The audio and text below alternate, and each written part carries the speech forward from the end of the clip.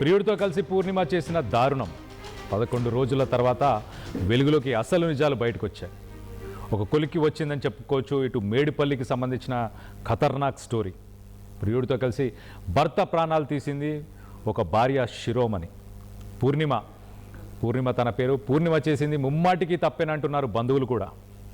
ఇటు మహేష్ పరిచయం అయ్యాక భర్త చేదయ్యాడు. భర్తను వదిలించుకునేందుకు ఇటు ప్రియుడితో కలిసి ఒక ప్లాన్ పన్ని అనుకున్న ప్లాన్ ప్రకారం తన భర్తను వదిలించుకుంది. కానీ కాలం వేటాడింది.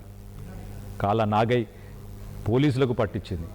ఇటు పూర్ణిమతో పాటు ప్రియుడు మహేష్ కూడా అరెస్ట్ అయ్యారు. చూడండి, ఒక సంసార జీవితం గడుపుతున్న సమయంలో ఇటు మహేష్ పరిచయం అయిన తర్వాత భర్త చేదైపోయాడు.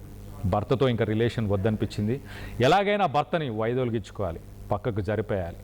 ఒక ప్రాపర్ ఫ్యామిలీ మ్యాన్ అవసరం లేదు, నాకు ఒక బాయ్ ఫ్రెండ్ కావాలని చెప్పేసి పూర్ణిమ ఒక డెసిషన్ తీసుకుంది. తన బాయ్ ఫ్రెండ్తో షేర్ చేసుకుంది. సో ప్లాన్ ప్రకారం అంతా బాగానే జరిగింది. భర్త వైదొలిగాడు, అంతా ఓకే. కానీ కట్ చేస్తే ఆ విషయం రెండు బయటపడ్డాయి. ఆ బంధువులు కూడా తను చేసింది ముమ్మాటికి తప్పే అని చెప్పేసి బంధువులు కూడా చెప్పుకొచ్చారు. సో మొత్తం మీద ఈ మేడిపల్లికి సంబంధించిన మిస్టరీ వీడింది అనుకోవచ్చు.